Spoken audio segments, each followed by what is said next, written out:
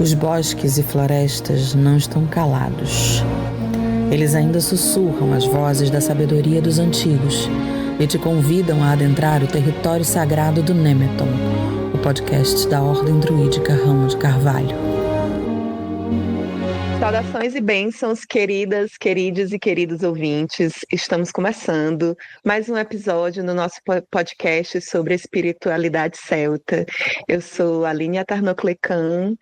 Hoje falaremos sobre uma segunda família de divindades celtas, uma que possui laços muito estreitos com nós brasileiros, pois as tribos celtas que cultuavam originalmente os deuses e deusas tinham seu território na Península Ibérica. Então, falaremos hoje dos deuses da Ibéria. Meu nome é Vinícius Matságios. Nós temos para conversar sobre esses deuses Carla Aracantobuna. Eu acho que a pronúncia é essa, se eu não errei. Vate aclamada, membro da Ordem Druídica Ramo de Carvalho. Verdadeira referência, pois poucos possuem tamanho conhecimento do tema quanto ela. Seja muito bem-vinda, Carla, e é uma honra tê-la com a gente. Eu sou Arthur Carlos. Olá, eu que me sinto lisonjeada de receber o convite de estar aqui com vocês. É de fato uma grande honra. Bem-vinda, Carla. Então vamos Obrigada. Começar pelo básico. Se apresenta pra gente, para os nossos ouvintes, conta um pouquinho da sua história, como você chegou no druidismo, enfim, quem é a Carla Aracantobuna? Eu sou um membro da Ordem Druídica Ramo de Carvalho, né? Eu acho que eu já perdi a conta dos anos. Acredito que estou há 10 anos na Ordem, acho que é isso, 10 ou 11 anos. Está em 10 indo para 11 anos. Você é mais velha que eu, então com certeza mais de 10. Mais de 10? Eu acho que não, sim. Acho que... Não, tudo isso não. Você entrou um pouquinho depois de mim, acho que você entrou uma turma depois. Se eu não me engano, eu entrei em 2014, se eu estou lembrado direito. Então, eu fui em 2013, então não vai fazer. Eu sou uma turma anterior à sua. Isso. Então, o meu caminho, né, primeiro, eu sempre fui uma pessoa muito religiosa, né, por mais que eu tentasse não ser, eu sempre fui uma pessoa muito religiosa, e todo o meu caminho religioso sempre foi um pouco meio solitário. Nasci numa família católica, meus pais iam um pouco à igreja, mas eu decidi que eu queria fazer catecismo, e fui fazer catecismo. Depois também decidi que eu seria evangélica. Foi um dos momentos assim, sempre procurando alguma coisa, né? E a gente vai indo e nunca ouvi falar nada de paganismo, essas coisas, porque vinha de um meio muito cristão. E quando eu fui para a faculdade, né? Teve todo aquele esclarecimento da faculdade, já no cursinho para vestibular, comecei a ler Nietzsche, ler os filósofos, né? E passei por algumas coisas dentro da igreja cristã. E foi cada vez mais entendendo que ali não era o meu lugar e acabei saindo. E quando eu saí um tanto ateia, o que não durou muito tempo. Mas também não queria mais nada com o cristianismo. Foi quando eu conheci, como todos, acho que a maioria dos pagãos começam, né? Pela Wicca, né? Não em um grupo específico, né? Mas os livros que a gente tinha muito acesso eram os livros da Wicca, do Claudinei Pietro, né? Mas também passou um tempo e falei, não é isso que eu quero para mim. E passei por um grupo um tanto estranho, né, que não aconteceram muitas coisas até ilegais lá dentro, de bruxaria, que eles falavam que era bruxaria celto-ibérica, e não tinha nada disso, na verdade. Mas esse grupo acabou me fazendo conhecer pessoas, que depois acabaram essas pessoas saindo junto comigo desse grupo, e a gente conheceu o site da Rowena, o Templo de Avalon, e também participei do 4º encontro druídico sem ainda ser do druidismo, em Cotia, aqui em São Paulo, e depois formou a turma. Aí depois desse encontro, né, eu me interessei muito e acabei chegando no Ramo de Carvalho na próxima turma, e estamos aí. Olha, abriu umas curiosidades aqui, como você falou, mas vamos deixar para off aí. Essa parte da igreja evangélica eu queria saber depois. Podemos até continuar, já que já está no tema. Pessoal curioso, né, Carla? Rapaz, eu morro de curiosidade. Sim, era de uma igreja bem tradicional evangélica. Agora, Não eu te achei interessante. imagino. Eu achei interessante, assim, como o Portal da Rowena Uhum, é um lugar que traz, né? É um sim. site que traz, cara. Tipo, bem interessante isso. Só posso falar um pouquinho? Uma Pode, coisa? claro. É engraçado, quando eu estava, vai fazer sentido, eu acho que vai fazer sentido para vocês. Quando eu estava na igreja, com 15 anos, eu tive um caso meio de depressão misturado com. Sabe quando você fica tão deprimido que você não consegue entender os espíritos? E sempre fui muito sensitiva a essa questão de espírito, mas para mim tudo era coisa do diabo, né? E quase meio que enlouqueci nessa época. E uma noite eu tive um sonho com duas tribos que tocavam tambores, e elas eram laranjas e verde, a cor da bandeira da Irlanda, né? E eu ouvi elas tocando os tambores e eu seguia para um lugar onde me levava para um submundo onde havia uma mulher ninando uma criança. E esse sonho me fez muito bem, só que eu tentava entender ele pelo viés cristão, né? E eu não entendia nada, eu falava para as pessoas da igreja se eles conseguiam me ajudar a interpretar esse sonho. E eles nunca, é claro, eles não entendiam também. Aí depois, quando eu conheci o paganismo, foi que isso depois de muitos anos na frente, né, que eu já tinha até saído desse quadro de depressão, que eu vim entender o sonho. Nossa, eu super me identifico. Na minha adolescência também eu passei por um momento parecido e eu tinha um sonho que era constante, que era pelo menos uma vez por semana. E eu era do grupo de jovens da Igreja Católica. E quando contava, eles sempre diziam: ah, isso daí tá errado, né? E aí, numa conversa, a mãe do amigo escutou eu contando e chamou as pessoas na igreja evangélica para fazer tipo um mini exorcismo. Aquilo ali foi para mim tão assustador que eu passei a não falar nada do que eu sentia, do que eu via para ninguém. Como as violências, inclusive religiosas, estão presentes sempre na nossa vida, né? Isso é Sim. complicado. Percebemos que os deuses ibéricos têm a mesma problemática de fontes primárias de estudo que os deuses gauleses, né? Como foi que tu se interessou por esse ramo de deuses celtas? E como é para você esse trabalho de pesquisar com tamanho desafio? Então, eu tenho uma questão muito... Às vezes, vamos entender como uma espécie de identitarismo. Eu me considero muito latino-americana. E eu sempre estive muito voltada, antes mesmo de conhecer o druidismo, para a cultura latino-americana. E a cultura latino-americana, ela tem essa mistura, né, com as populações originárias, aqui no caso no Brasil, né, na Colômbia e em alguns outros países, né, principalmente no Brasil, a cultura afro, mas ela tem essa cultura do colonizador, né, também, dentro da nossa literatura, dentro da nossa música.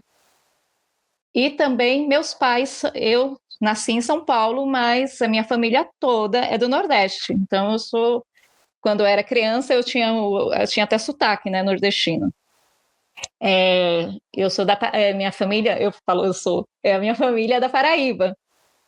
E desde criança, minha mãe, assim, meus pais têm pouco estudo, meu pai não é alfabetizado, a minha mãe só estudou até a segunda série, mas minha mãe sempre foi uma grande contadora de histórias. Então, as histórias que ela contava para eu dormir, né, tinham muito a ver com essa questão do folclore, né, do folclore mais próximo da Península Ibérica.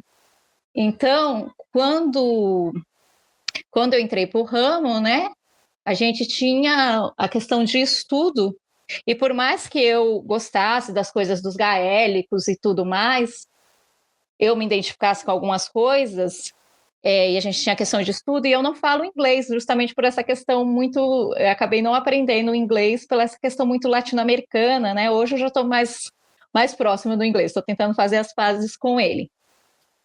Então, todas as histórias que eu li, todas as histórias que a minha mãe contava, ela tinha um folclore que nem sempre se encaixava dentro do que a gente estava vendo. Então, quando eu comecei a pesquisar, alguma coisa para estudo mesmo, né? Daquele trabalho que a gente tem que fazer, no fim, que a gente faz, depois que a gente termina como semente. Eu falei, eu quero conhecer a Península Ibérica. Eu sei que com a minha proximidade do espanhol, né? E eu já gostava muito não do nacionalismo fascista galego, mas da questão deles quererem se libertar da Espanha, né? Todas essas coisas, né? E de ter um contato com a parte mais da esquerda, né? Da Galícia, de alguns jornais que eu li e tudo mais. Então eu falei, eu quero conhecer essa parte aqui. E comecei o meu estudo. E foi assim, amor pleno. Identifiquei com todas as histórias que eu sempre ouvi, né? E com as histórias que eu lia.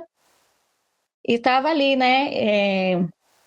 Realmente, vocês estão certos, é um povo que passou, né? A Península Ibérica, ela passa por duas formas de dominação, né? Primeiro a romana e depois a católica, né? E também, não só, né? Nós tivemos o período do franquismo e do salazarismo, em que as línguas, né, e as culturas que não fosse a germânica, né, ou a cultura ali dos godos, dos visigodos, né, foram abafada, né, pelo franquismo e pelo salazarismo. Então, nesse período houve uma perca muito grande do que já tinha se estudado,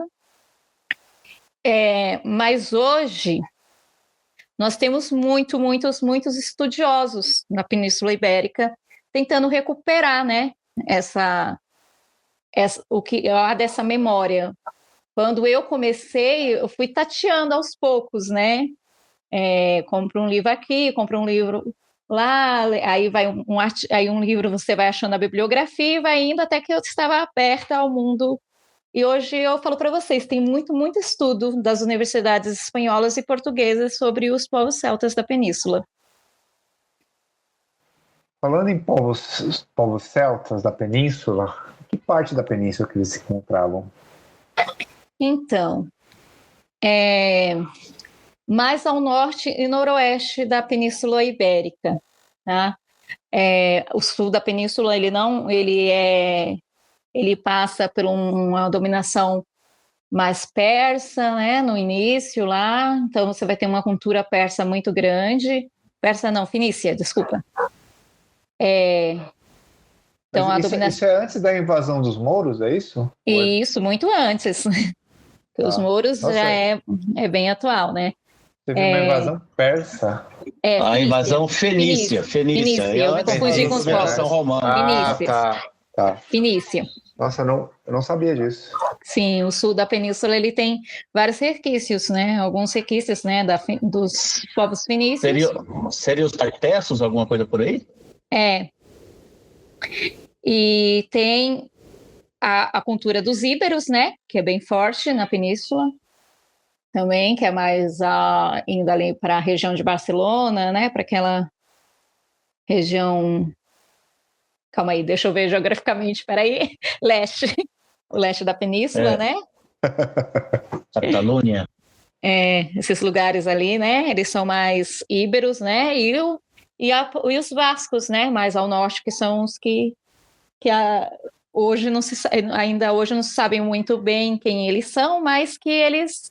Tudo que indica, eles são uma das tribos íberos que se descolou ali e foi para o norte, né? Mas também ninguém tem certeza. Essa região que você fala tem a ver com ali, seria o quê? Galícia? Norte de Portugal, né? A região acima. Portugal é muito mais celta, né? Quase Portugal inteira é celta, tirando o sul. Acima do Douro, né? Ali de Portugal, pegando Galícia, Astúria, Cantábria, não toda a Cantábria, mas boa parte dela, a região de Castela, de Leão, né? São essas partes que elas são mais celtas, com diversas tribos celtas, cada uma diferente, né? Já que você abriu o seu coração, eu vou abrir o meu. Meu pai é potiguar. Seu pai é o quê? Potiguar, do Rio Grande do Norte. Tá. Sim, do Rio Grande do Norte. Então sim. tem esse lance da família dele, que era extremamente numerosa, sempre tem histórias e tal. Mas o contraponto, minha mãe é paulista do Vale do Paraíba. Mas os pais dela, mais notadamente a família do pai dela, é de Trás-os-Montes, que é norte de Portugal. Trás-os-Montes é celta. Então, tem por que eu ter chegado aqui, né, de alguma forma.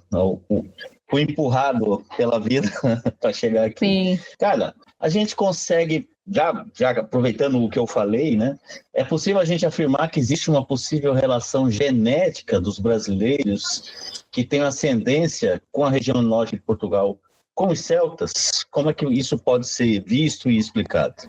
Bem, não dá para a gente afirmar, né? Eu não sei se geneticamente a gente pode afirmar isso, porque é muito complexo. O povo brasileiro, ele é muito, muito miscigenado, né? Então, a gente não sabe exatamente, né? Se a gente for fazer um teste genético, eu já fiz o meu, né? E assim, é surpreendente, né? As coisas. Mas, culturalmente, sim. Porque nós, brasileiros, quando a coroa portuguesa vem, né? A Galícia, esses territórios ainda não estão muito definidos, né? E a Galícia... E houve um tempo em que a Espanha também dominou, né, o Brasil. E quem vinha para o Brasil não era o povo de Lisboa, não era pessoas prósperas, né, não era a elite, né, veio muitas pessoas que estavam relacionadas mais a essa região agrária, né, de Portugal e de Espanha, né, então veio muitas populações da Galícia para São Paulo, para o Nordeste brasileiro, né. Então, culturalmente, nós somos, né, principalmente o Nordeste e Minas Gerais, né?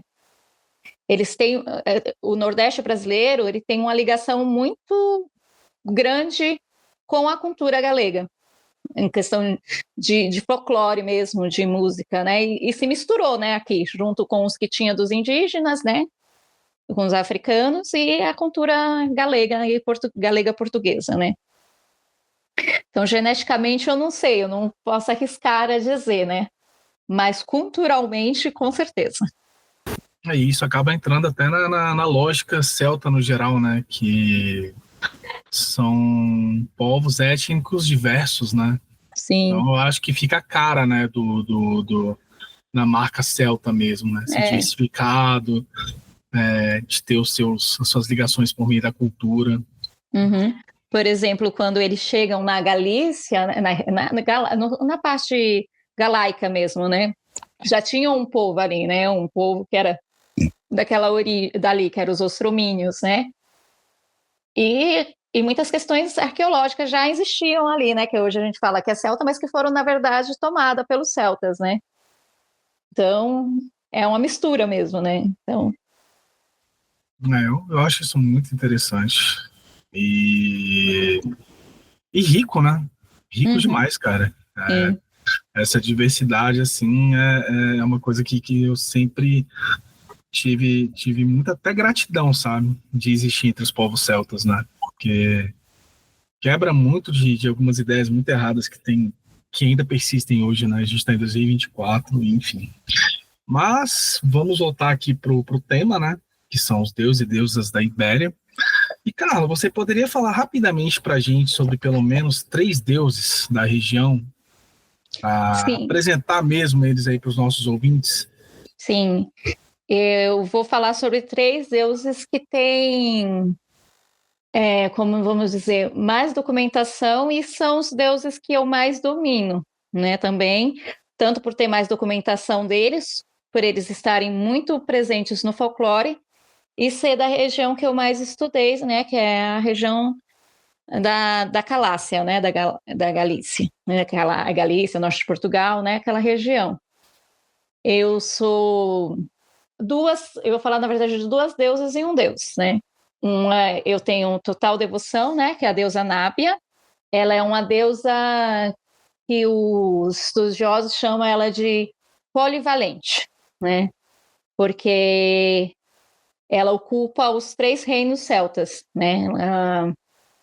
Ela tanto está no reino das águas, quanto no reino da terra e no reino dos céus.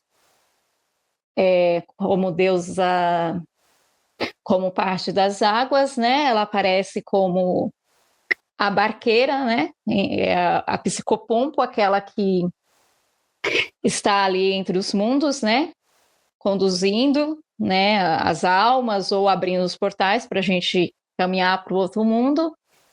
E também ela aparece muito na península como as figuras das Janas, que são ninfas das águas, né? Quando elas têm a relação com os poços, né, de águas da Península Ibérica.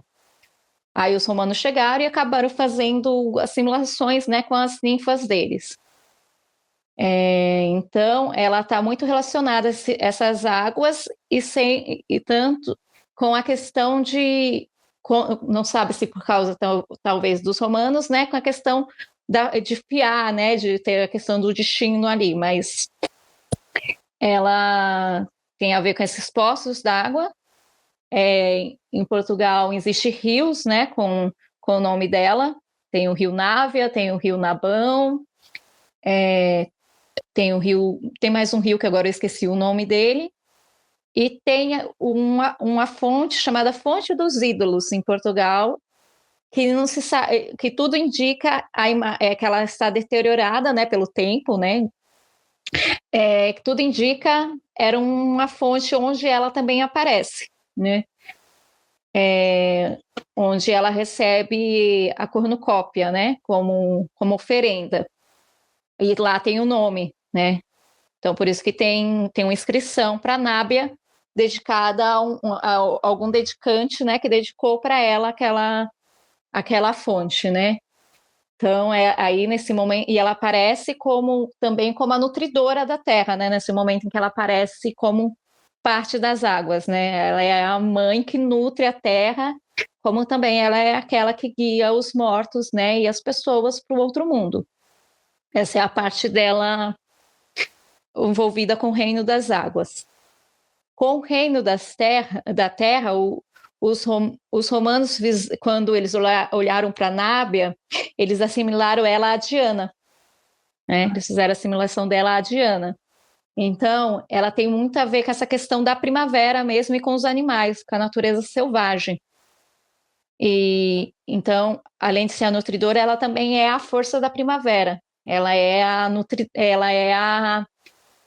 aquilo que faz a terra ser forte, os animais caminharem. Ela é a deusa dos animais, né? E ela aparece como guerreira também nessa parte. Ela aparece porque há várias inscrições dela em castros da Península Ibérica. Para os que não sabem, castros são umas construções que eles faziam em altos montes, né, na Península Ibérica, tanto os galaicos quanto os vetões, que é uma outra tribo celta da Ibéria, eles construíam castros em lugares altos, né? E a Nábia, que são umas casinhas redondas, né? Para quem já deve ter visto, né? Aquelas casinhas redondas, elas são chamadas de castros, e ela aparece como protetora desses castros, né? Várias dedicações para ela como protetora dos castros. Então, nesse momento, ela é a deusa da tribo, a deusa guerreira, né? A que protege e a força da primavera, a força da natureza. E como deusa do céu, ela na Fonte dos Ídolos, em outros lugares, ela aparece com a lua crescente. Então, se acredita que Nábia tinha alguma relação com a lua crescente, ou foi essa associação com Diana, né? Mas ela tem essa questão da lua crescente, e ela também, em vários montes de Portugal e de Espanha, né? Ela foi encontrado dedicações para ela, que ela aparece como a Nábia daqueles montes, né? Como a deusa daqueles montes. Então, ela já está naquela questão da elevada, né? Do mistério, né? Que tem, ela também é conhecida como Nábia, a elevada. Então, ela recebe alguns epítetos, né? Como corona, né? Que é a coroada, a elevada, né? Então, essa é a parte de Nábia, assim. E outra deusa que eu tenho um culto, assim, não tão profundo quanto Nábia, mas é a deusa Kali com CLE, para não se confundir com a Kali da Índia, né? Ela acredita-se que Kali, ela é a deusa primordial, a deusa mãe tanto da península, tanto da Galícia quanto de Portugal, e que o nome dela estaria em Portugal e na Galícia, né? De Porto Cali, né? O Porto de Cali, e Galícia, né? Que era a antiga, que se chamava Calácia, né? Que eram os filhos de Cali. Então, ela tem muitos registros do que se indica ser ela, né? Dentro do folclore, que é as moiras, não moira dos mouros, né? Não da Mauritânia nem nada. É as moiras e nem moira do destino. Nem moira dos gregos, né? Nem as moiras dos gregos, apesar de ter a questão lá do fiar, né? Mas não são essas, tá? Esse moira da Península Ibérica provavelmente vem do epíteto morte do celta, tá? Do moir, né? Da questão da morte, da fada das mortes, dessas coisas. Então não tem nada a ver com destino em si, mas sim mais a ver com a questão da regência, né? Da questão da morte, do submundo, né? Dos encantados. Então, as mouras, elas aparecem como construtoras da Península Ibérica, como construtoras dos megalíticos e da Península Ibérica. Então, elas sempre estão andando com pedras para construir tudo, né? E também tem uma, né, que é um dos mitos, que é a Rainha Lupina, né? Ou a Rainha Luca. Ela aparece com alguns nomes na Península, Luca, Lupina, em que ela é uma moira, né? Ela seria a rainha das moiras, e ela tem um castelo embaixo do Monte Pindo, na Península Ibérica. E o Monte Pindo, ele é conhecido como se fosse a espécie de um Monte dos Olimpos dos gregos, né? O Monte dos Deuses da Península Ibérica. E nesse Monte Pindo estaria o castelo da rainha, onde ela guarda ouro, e ela tem muitos gados, ela é muito próspera, essa rainha, e ela está ligada, o mito dela, com a do Santiago de Compostela, onde Santiago chega na península, o corpo do Santiago chega lá na península, eles querem levar ele, e ela dá uns bois, eles pedem para ela um boi para conduzir esse corpo, e esses bois, conforme vai conduzindo, viram touros selvagens, mas aí eles conseguem controlar com orações e tudo mais, e eles determinam que eles venceram a rainha pagã, né? Já se pensou se essa rainha era uma coisa histórica, mas a gente vê que não, né? Na verdade, mais um folclore criado para dizer que os cristãos venceram os pagãos na Península Ibérica. E essa rainha provavelmente já é mais uma das faces de Cali dentro da Península Ibérica.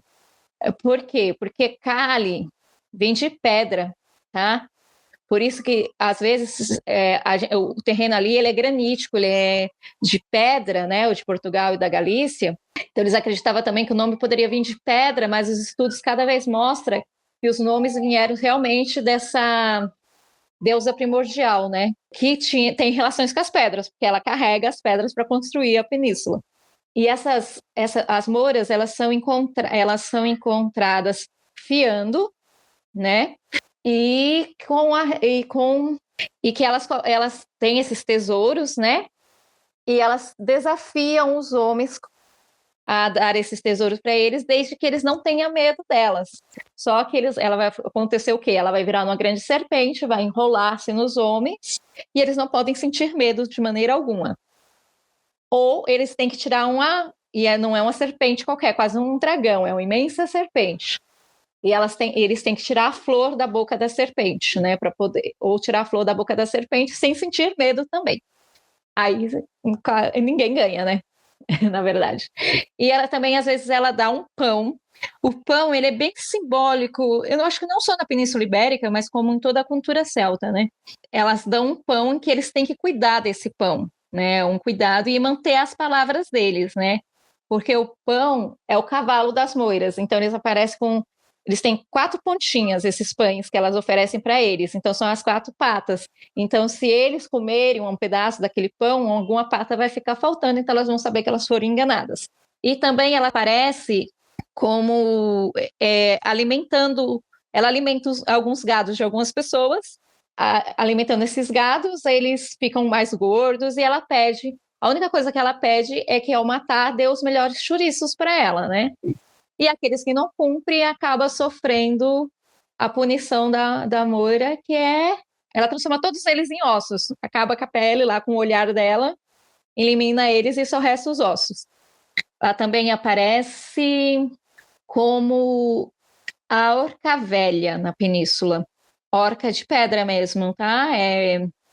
É uma lenda de ela dizia que ela comia as crianças, né? A orca velha, e um dia ela cansa de viver e ela decide se enterrar.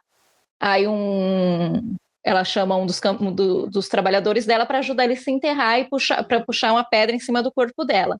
Aí ele não consegue, né? E ela, com raiva, puxa a pedra e leva ele junto lá para o túmulo junto com ela. Aí as pessoas ouvem os gritos, né? Do camponês lá, e eles vêm tentar salvar, só que do túmulo saem várias serpentes, né? Aí você também vai encontrar em vários lugares bancos das moiras na península. Então, por isso que eu falo, tem muito mito. Então, quando os estudiosos começaram a olhar esses mitos, eles falaram, então isso tem uma relação com a deusa primordial. E hoje se concorda muito que todas essas reuniões são dessa deusa, né? Um dos pesquisadores, né? O professor Alonso Romero, né? Ele é um dos que defendem muito isso, né? O Juan Carlos Pedrenho também, de que essa deusa é a deusa Kali, né? Que talvez tem algumas semelhanças com a Kyla, né? Dos gaélicos. Então, ela seria uma deusa, né, que está relacionada tanto ao ciclo da vida, né? Tanto a questão da vida, da morte e do renascimento, relacionada à magia, a questão também do destino, ela lembra também um pouco da Maeve também, né? A questão do gado, de ter muitas posses.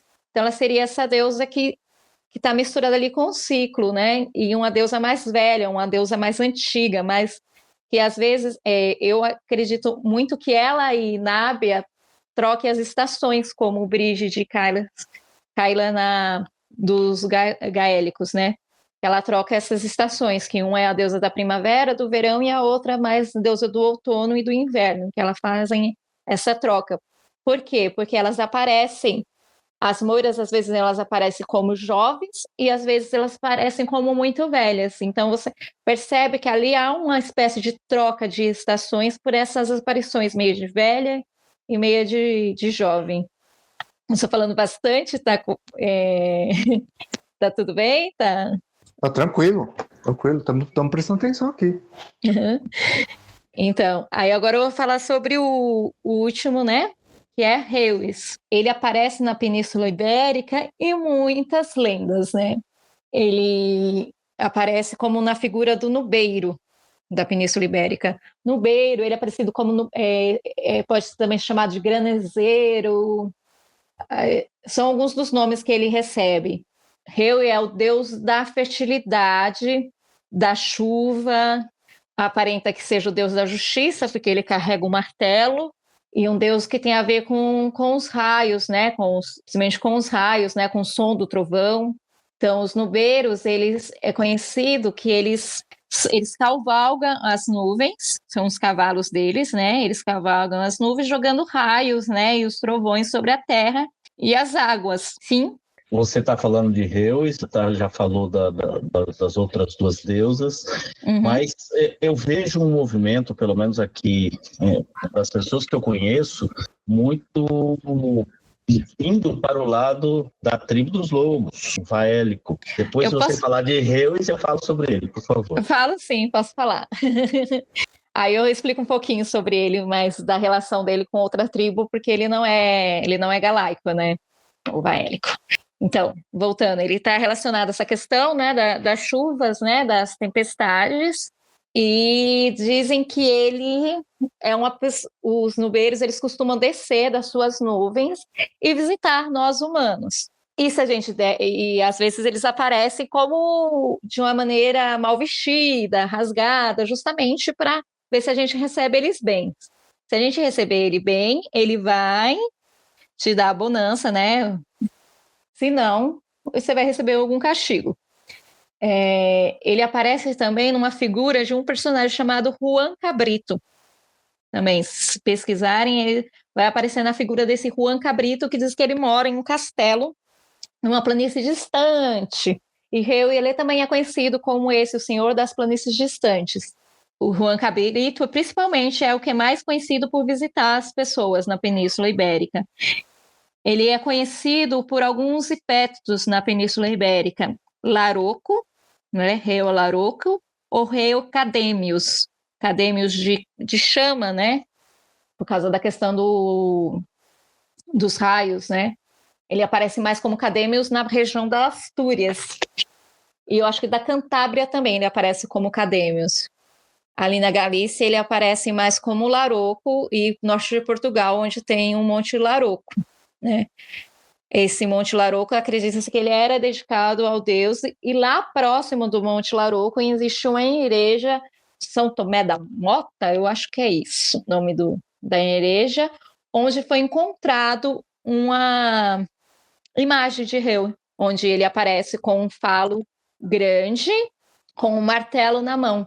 Então, a gente sabe hoje que Reu tem essa relação, né, com a fertilidade, com a questão da justiça, e o raio, né, que faz o som do trovão, né, com o martelo que faz o som do trovão, e o raio, né. Então, alguns estudiosos fizeram algumas relações dele com Taranis, né. Eu faço também a relação dele com Dagda, né, por causa da questão do falo, né. É isso. Aí agora eu vou falar. Pode falar. É engraçado, né, o caso do martelo, né, porque podia ser associado a Thor também, que Thor também é o deus de tempestade, né? Sim, mas como a gente está em um território celta, né? Porque é um achado que antecede a chegada de qualquer germânico ou qualquer romano, né, na península. Ele foi encontrado dentro de uma igreja muito bem preservada. A igreja foi construída em cima, né, da imagem. Mas eu acho que isso daí pode ser uma coisa que era próprio desses deuses que estava no inconsciente coletivo europeu daquela época, e que isso ressoou, né? A gente não sabe exatamente qual que é o primeiro, mas tem essa relação. Eu não sei, Taranis não tem martelo, né? Eu não sei, ele está relacionado. Eu acho que ele tem sim, não tem? Tem, será? Eu acho que ele tem um martelo e tem uma roda, principalmente é uma roda. É uma roda, né? De 8. Mas olha, se pegar essa coisa, tem o Thor, tem o Taranis, você está falando do Reus, tem o Percunas, ali na região dos Balcãs. E da Águeda, que tem a ver com as estações, ele tem não tem um martelo, mas ele tem como que é o nome, gente? A clava, né? A clava, né? Uma clava, E também é conhecido pelo falo, né? Eu, Carla, né, sem base nenhuma, se eu fosse aproximar, claro que são deuses distintos, nós estamos falando de regiões diferentes, eu estou falando de deuses distintos, sim, mas se eu fosse aproximar para as pessoas entenderem mais, para mim, ele tem uma mistura de Dagda e Mânano, para quem está mais acostumado com os gaélicos, porque ele tanto tem essa questão da fertilidade, como ele visita as pessoas, ele é muito próximo como Mânano é, né? E essa questão de ele ser também um deus do outro mundo, né? Dessas viagens. Ele é. Faz sentido. Porque ele é das planícies, né? Ele é das planícies distantes. Entendi. Aí falamos de Vaélico agora? Ele seria um dos deuses mais cultuados no ramo? Seria, né? Quem? O Vaélico? Não sei, eu tô perguntando se ele seria, eu acho que né, porque a gente já fez vários ritos para Vaélico, né, então daria, né? Então. Tanto Vaélico, na verdade eu trago todos eles, né, pro Vaélico, ele é de uma região que tem menos documentação ainda do que a região galaica, né, ele é dos vetões. Hoje já encontrei alguns estudos, né, sobre os vetões, mas alguns livros, né, que são um pouquinho caros, eu ainda não consegui adquiri-los. Ele é da região de uma tribo chamada Vetã, né, os vetões, que é aqueles que são que tem os berrões, né? Aqueles animais feitos em tamanho original, né? Que tem na Península Ibérica, né? O touro, que eles serviam como protetores dos castros, né? Eles eram animais protetores que ficavam tanto nas entradas dos castros, como também ficava nas plantações, né? Eram os limites, eles eram como protetores, né? Aqueles animais serviam, né? Aquelas construções gigantes de animais. Então, ele é dessa região ali, entre Castela e Leão, né? Que hoje é Ávala, Salamanca, né? Essa região ali, Trás dos Montes. Então, Válico é ali daquela região. Há poucas documentações, então, mas a gente sabe, aí as inscrições dele foi que nos levou, né? Porque exatamente o nome dele significa o Deus Lobo, né? Ou o ululante. E se sabe, pelos registros dos romanos, que as tribos, né, os guerreiros da Península Ibérica, passavam circulando os acampamentos dos romanos, né, uivando que nem lobos para assustar os romanos. Então, com várias coisas, e também há, mas alguns não são da região ali, né? Dos vetões, mas a gente vai juntando as coisas, né? E acharam, sim, fíbulas de lobo.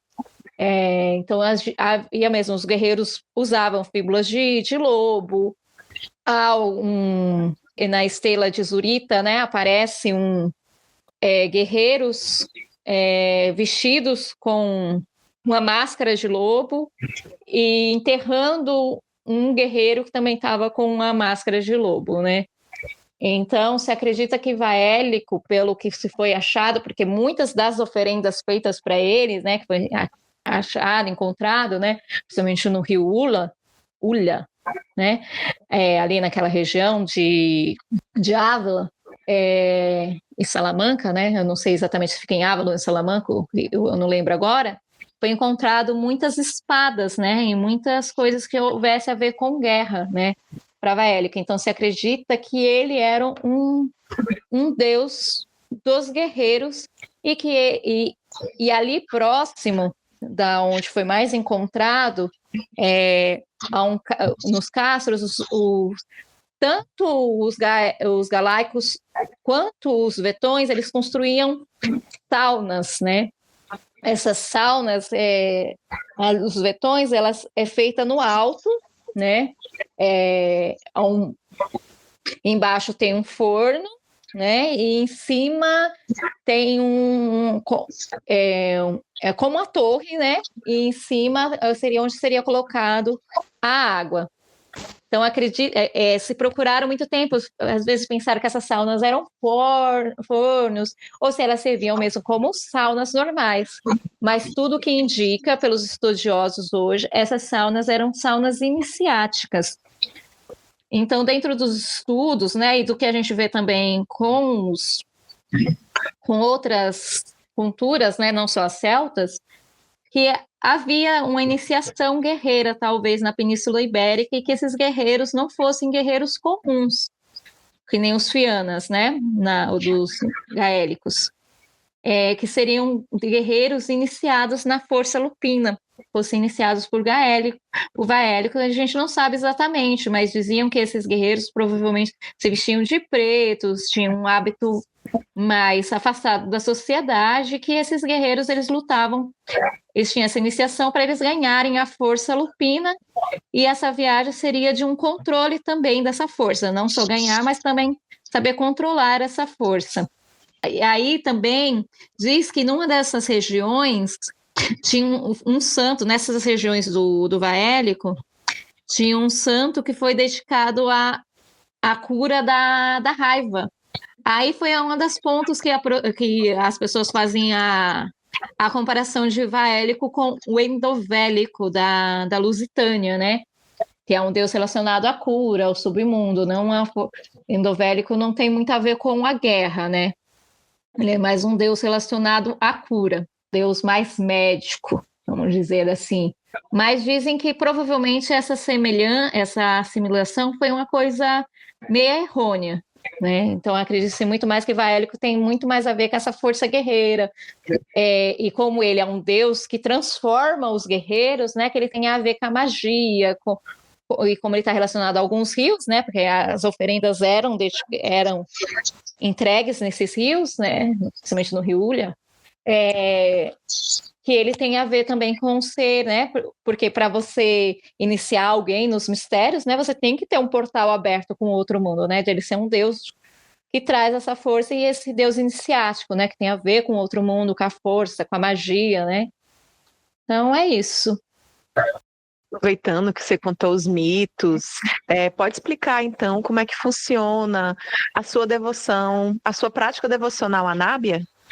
Ah, sim.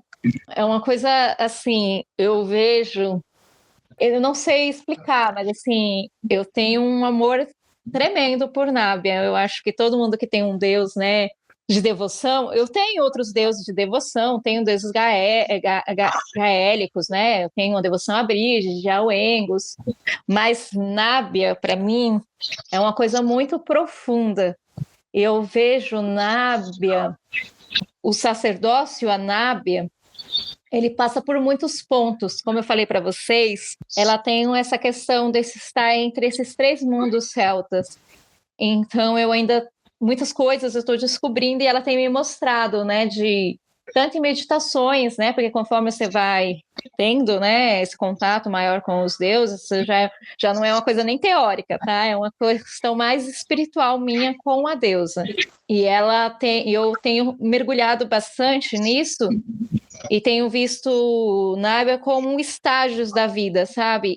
Essa parte mais das águas, né? É um descobrimento, é uma cura do eu, sabe? Nábia, ela é uma deusa da cura também, ela está relacionada a isso. Então, é como se eu primeiro essa parte ali, é como se você mergulhasse no mundo das curas das águas, e se conhecesse profundamente, soubesse quem você é, quais são os seus gostos, quais são as suas vontades, quais são os seus medos, quais são os seus sonhos. E depois de tudo isso, de você ter mergulhado para esse mundo tão profundo do eu, você sobe.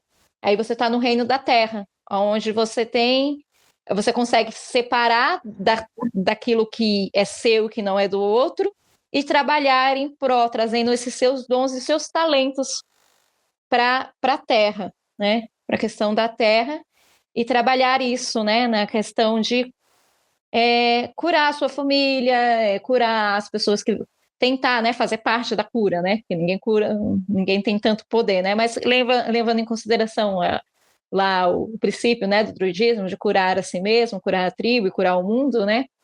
Você pode trazer um pouco da cura, porque quando você sabe quem você é, você pode ajudar, né, a entender os padrões ali que estão na tribo, que seria a sua família, né? Entender esses padrões ali que estão se repetindo e romper, né? Muitas vezes. E aqueles que forem bom, né? Dar continuidade, entender tudo mais. E em segundo momento, ela começa a deusa celeste, é aquele momento em que você já passou por tudo isso e você consegue compreender a questão mais profunda e levar a sua cura para o resto, aquilo que você compreende, para o mundo. E eu tenho trazido muito, assim, experiências, né, tipo, já alguns equinócios, né, de primavera do ramo, a gente trouxe Nábia, né, como principal, né, ela e Kali, como principais ali, né, no equinócio, um equinócio totalmente dedicado a ela, e essa, assim, essa primeira parte é como eu lido com ela, e essa parte como eu tenho trazido ela para dentro das práticas do ramo de Carvalho. É um gancho. Você falou de Nábia, você falou de Karen, falou de Reus, deu uma pincelada boa sobre Vaélico, mas eu senti, não sei se é tanto a sua especialidade, mas eu senti falta de Bandua. O que você sabe dela? Bando? Isso. Bando é um deus, né, na verdade. Havia uma mistura aí de questões de nomenclatura, né? Que aí alguns estudiosos achavam se era um deus masculino, se era um deus feminino, né? Não há tantos relatos dele assim, é porque esses que eu falei, eles estão, tirando o Vaélico, né? Eles estão muito fortes no folclore, né? Então, como eles estão muito fortes, então a gente tem muito material, né? O que a gente sabe de Bando, que ele era conhecido como o Vermelho. e que ele era considerado o chefe tribal.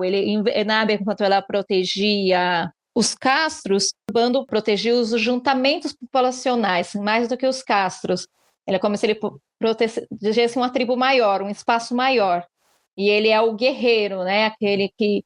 E ele tem a figura do touro, né? Ele está relacionado ao touro, apesar de, quando eles vieram, eles associaram o bando à deusa Fortuna, né? Então, por alguns momentos, ele parece associado a uma pantera, mas a pantera não tem lógica, né? Então, ele é relacionado à questão do touro na Península Ibérica, a força do touro, a fertilidade. Ele é um deus guerreiro e ele aparece também como aquele que ata os laços, né?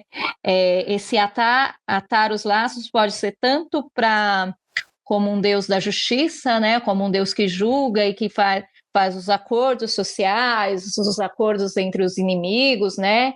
Ali para poder conciliar, como também aquele que ata o inimigo, né?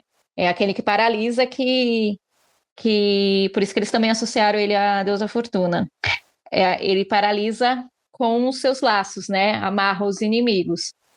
Então, é isso que a gente mais sabe sobre bandos. E existe um festival na Península ao Santo São Marcos, que Juan Luiz Pedrenho, ele associa, né, bandos a esse festival, onde é um festival onde eles amansam o touro, né? Eles dão vinho para o touro, né? E o touro vai passando de porta em porta, bebendo vinho e se acalmando por causa do vinho, né? Um tanto cruel, né? Mas... Não é se calmando, né? Então, a gente tem mais esses relatos sobre bandos na Península. E aí, você estava falando dos que a gente... Dos deuses que a gente já fez em rituais, né? Que a gente já cultuou em rituais. Quais que faltam agora pra gente cultuar? Porque todos esses que você falou, eu me lembro que em pelo menos algum rito eles participaram de alguma forma. Às vezes como deuses principais, às vezes não. Eu acho que você acha que falta? Que falta é porque, assim, a Península, que há registros de mais de 200 e poucos deuses na Península Ibérica. Quase todos eles sem muitos registros, né? Quantos deuses tem todos os povos celtas, né? Enfim. Porque, na verdade, os povos celtas, hoje a gente comemora, eles não eram tão politeístas assim, né?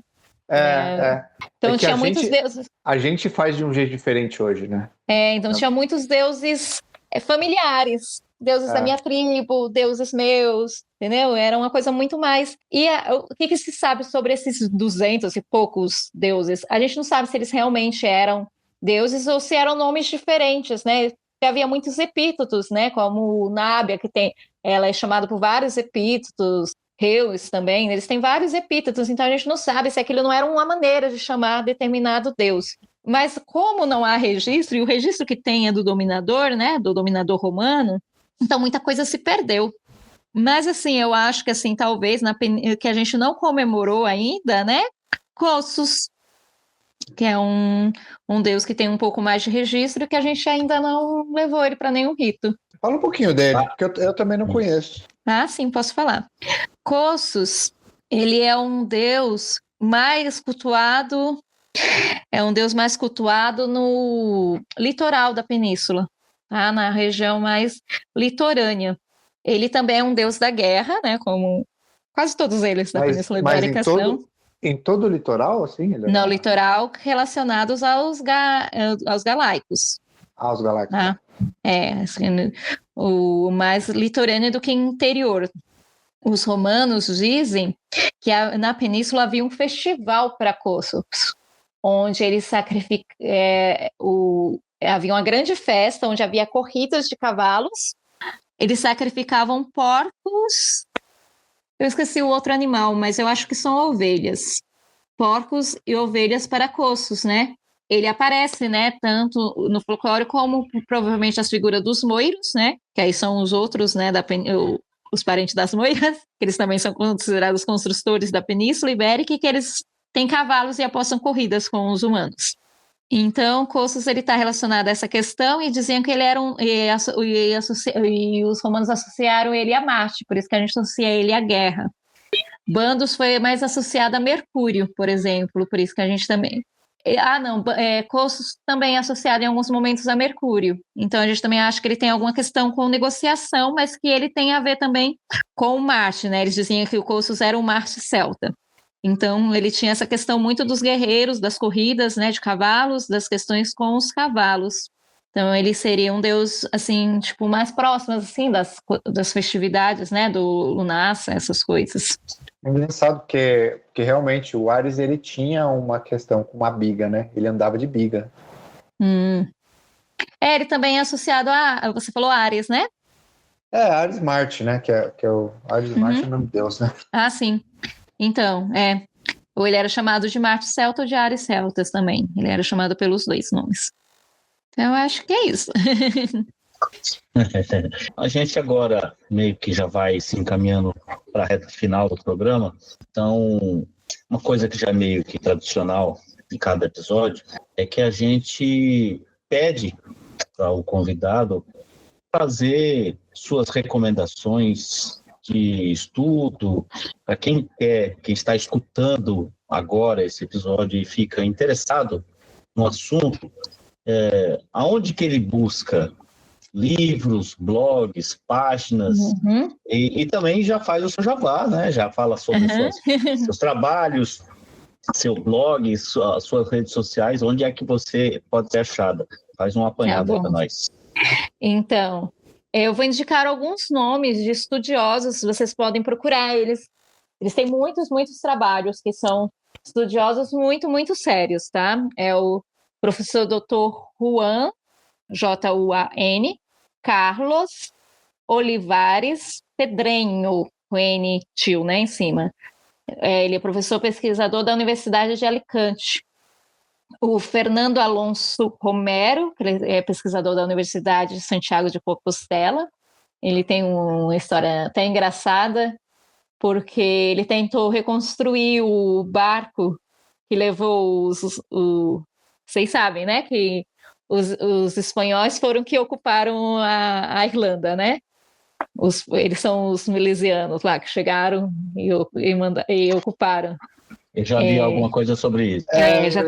Já tem estudos genéticos, né, comprovando que realmente eles são os mesmos, né? Então ele tentou construir o barco para viajar, né, da Espanha até a Irlanda. Né, no folclore irlandês chama eles dos milesianos, mas a gente chama eles dos filhos de Briogon, na Península Ibérica. Então os filhos de Briogon pegaram o barco, né, porque o filho do Briogon ele tinha o poder de enxergar longe, com os seus olhos que enxergava longe, ele viu a Irlanda. Aí eles construíram um barco para chegar lá. E aí ele tentou construir, só que o barco acabou afundando, não dando certo, porque as marés, o mar era outro, né? Mas ele tentou. Então, o professor Fernando Alonso Romero, o José da Encarnação, José, né? Mas eu vou falar José para o povo marcar mais certinho, tá? E também José Maria Blasque Martinez, Blasque com Z, depois do Blá, e Z também no final, Martinez com Z, e o Ramon Saineiro. Também um site que eu indico para pesquisar qualquer livro, vai ter muito artigo científico, muita coisa, é o site de pesquisa da Universidade de Rioja, que é o DIALNET, DIALNET.Unirioja, UNIRIOJA.es, de Espanha, ES. E os quadernos de estúdios galegos. Lá também vão encontrar bastante coisa.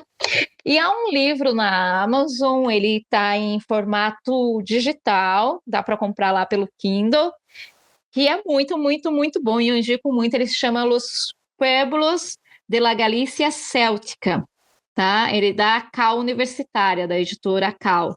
Ele foi organizado pela Universidade de Santiago de Compostela e pelo Laboratório de Arqueologia da Paisagem do Instituto de Estudos Galegos Padre Sarmiento.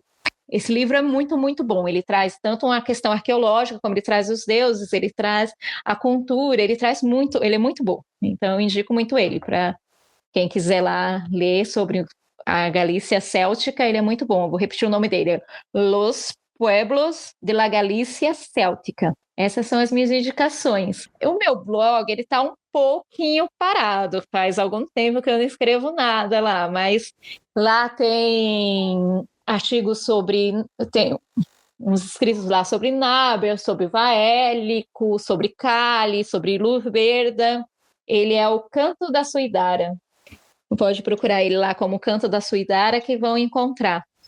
Por curiosidade, a Aracantobuna é a coruja prateada. Né? E redes sociais? Estou lá no Facebook, no Instagram, né, como Carla Alves Barbosa. Então, quem quiser procurá-la, já sabe onde encontrar. Os textos dela são muito interessantes, para dizer o mínimo. Eu já li bastante do Canto da Suidara, já li os 30 Dias Druídicos dela. Se você se interessar, procure, vale a pena. Então é isso, pessoal.